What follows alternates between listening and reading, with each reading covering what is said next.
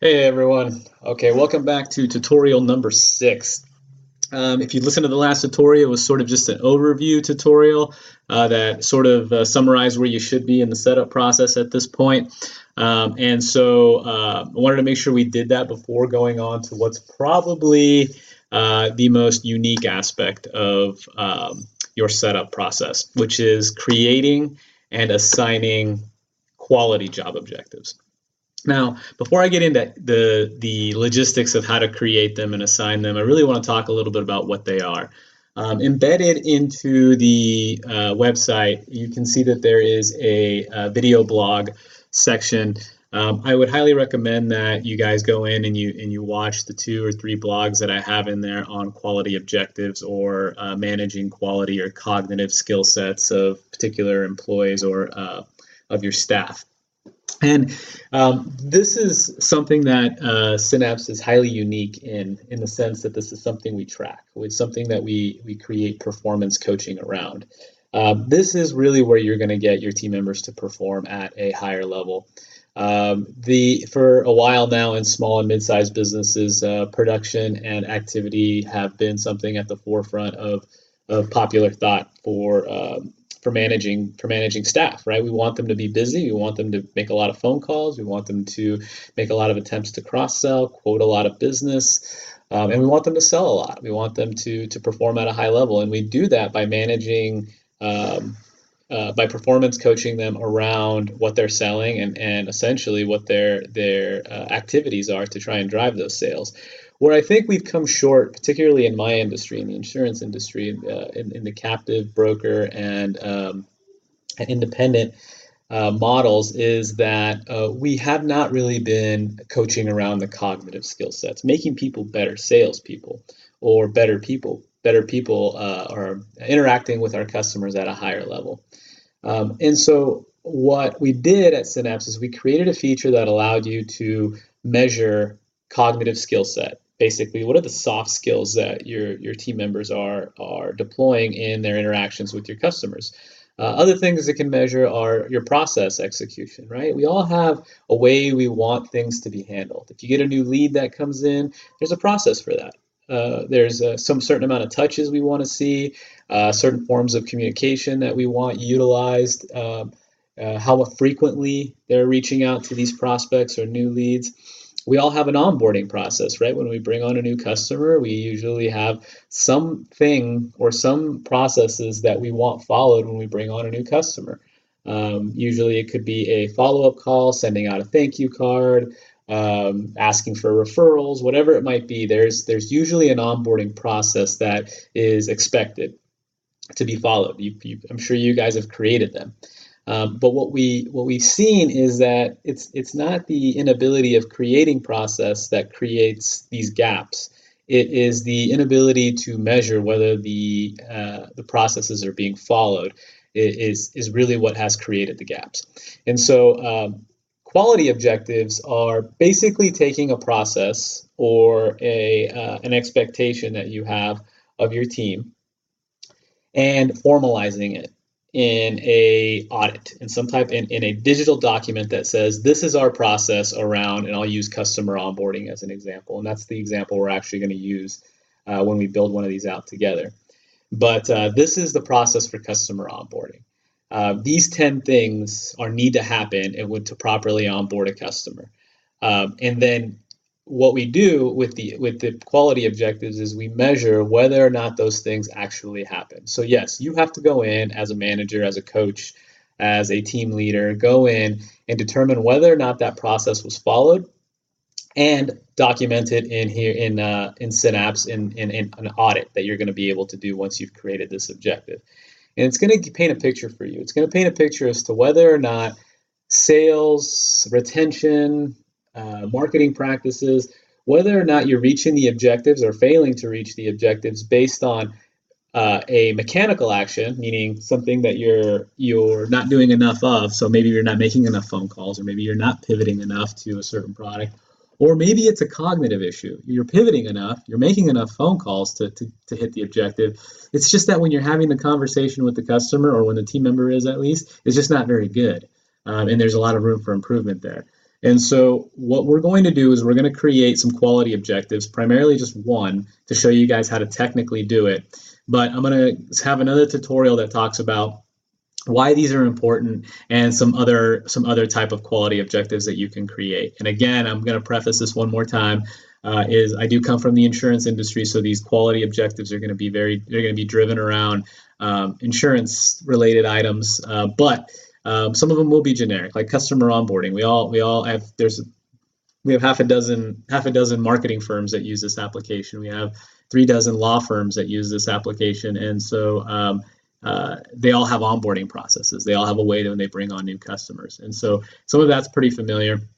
But some of it around some of the actual sales practices, like the life insurance sales process, that might be very specific to this industry. But I wanna create one with you guys. They are a little involved, but once you have them, you never need to recreate them, and you can always edit existing audits. So we're going to go ahead and start by clicking the Objectives tab here. We're going to start. Actually, let me backtrack. We're going to start by, let's just pick Claudia here. And you can see that we have her production objectives loaded in. Raw new auto, life premium sales. We have her activity objectives loaded in. And the only ones that are missing are the quality objectives because we have not created those, therefore we have not assigned them. So that's what we're going to do now. So we're going to go into Objectives. We're going to hit Create New Objective. We're going to title this Customer Onboarding. Again, just about everyone has an onboarding process. So we're going to code this as a quality objective, and it defaults to percentage. And I'll tell you guys why. You guys cannot pick a numeric or currency. It's going to default to percentage. And I'll go ahead and add this objective details piece in later, but as we all know, customer onboarding is what are the steps that we're going to take that we need to follow each and every time we bring on a brand new customer. So now what you're going to do, this is something that looks unique since you picked quality. It says next, continue to customize audit form. You're going to go ahead and pick yes. You're going to hit next to that. And then, so here's the title of your audit form, Customer Onboarding. Now what we're doing is you have the option, it's really not an option, you have the ability to add 15 individual criteria. It doesn't have to be 15, you can add as few as you want, you have to add at least one. 15 individual criteria that you would feel demonstrate a onboarding process that you would want to replicate. And I'm going to go ahead and start by just adding one question, right? And so the first question might be,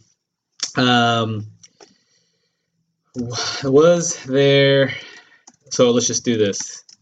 Every time I would onboard a new customer, I would expect the sales rep who made the sale to send out a thank you card. So here's the first one. Then add another question. So I'm basically, first thing I'm looking for, maybe I'm checking this a week later after we have a new customer. I go into the customer file in our CRM system, and determine, okay, here's a new customer we added a week ago, and did we send a thank you card? So I start looking through the notes, maybe have a conversation with the team member, and start seeing what happened after we brought this new customer on. And then I would add a simple fact form filled out. So this would be a form that I would request my sales staff to fill out. This is basically a form that has a basic breakdown of whether or not we understand what's important to the customer. So if the customer has very specific needs, I want to know what they are. And so this form allows us to ask a few questions that determine that. Before I required this form, we had very little knowledge of what was important to our customers or specific customers, and now I require it every time. And so I'm checking to see if this form is filled out every time we onboard a customer. Another thing might be index information complete. And so you probably all have experienced this. You bring on a new customer and you don't even have an email address for them. Or maybe you only have one phone number, but they have a job and they have a work number, and you don't know what they do for a living. And so I ask my staff to, hey, let's make sure we get as much information as we possibly can from this new customer. I want to know all their phone numbers. I want to know their email address. I want to know their date of birth. I want to know everything there is to know about them within reason, right? Want to know what they do for a living, right? That's important in my industry to know what they do for a living. Certain jobs pose different risks. And if we're going to adequately insure our clients, we need to know what risks exist in their lives. And if you lay electrical line, you got a significantly riskier job than somebody who's like me, who sits behind a desk all day. And so we need to know that. And so index information is basically asking the question, is index information complete, is essentially asking whether or not we obtained all pertinent information. Follow-up call scheduled. So this is basically, I always want to know anytime we bring on a new customer, we have a 30-day follow-up call that I like my staff to make. I want to know that the call pertains to whether or not the customer's been receiving mail from us, whether if they have any questions about their existing policies, if the first payment cleared in the amount that we had told them it was going to post for. These are the questions I want them asking. Any other questions that they had that they haven't had an opportunity to ask. But I want to know whether or not they have this follow-up scheduled. So we make a new sale last week. I'm checking the CRM notes to assure that we have a follow-up call scheduled with this customer, knowing that the sales rep is going to make that call. And let's add one more. Let's see.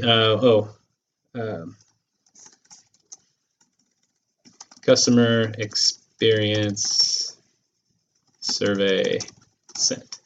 So we utilize a digital survey that we've created. Anytime we complete we bring on a new customer, after about 3 or 4 days, we send them a digital survey via text that asks how their buying process went with us, if they have any feedback, any questions that we didn't answer. And they fill this survey out. They give us a score utilizing stars, how many stars, up to 5 stars, or as few as none. But in the bottom of this survey, it is asking for referrals. So it is an opportunity to ask for referrals. So I'm requiring my team, each team member, to send this out anytime we onboard a new customer. I'm not going to go through all the criteria I utilize or that I require, or that I ask my team members to execute on during the onboarding process, only because I think you guys get the gist of it now. But essentially, what you're doing is you're creating a form that allows you to weigh it against what actually took place. So when I onboard a new customer, I expect these things to happen. Did they happen? And so I'll show you guys how to complete an audit here shortly. But this is how you create it. Once you get all your criteria in here, remember, you can add 15 of these individual questions. And each one of these questions can be up to 100 characters. You're going to hit Save Objective and Audit Form. Okay, and keep in mind, you can move these questions in any order you want. So you don't need to. If you found that you want one of your first questions you didn't add until down here, you could always move it up if you want to.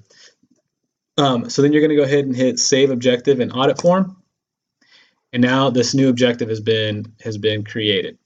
And so you can always edit the form. You can always add questions, so long as you don't have any more than 15.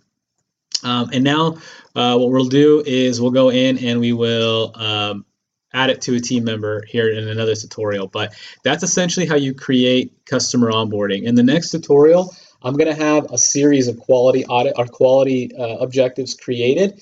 And some of them, if you guys are in the insurance industry, they're going to seem highly familiar to you.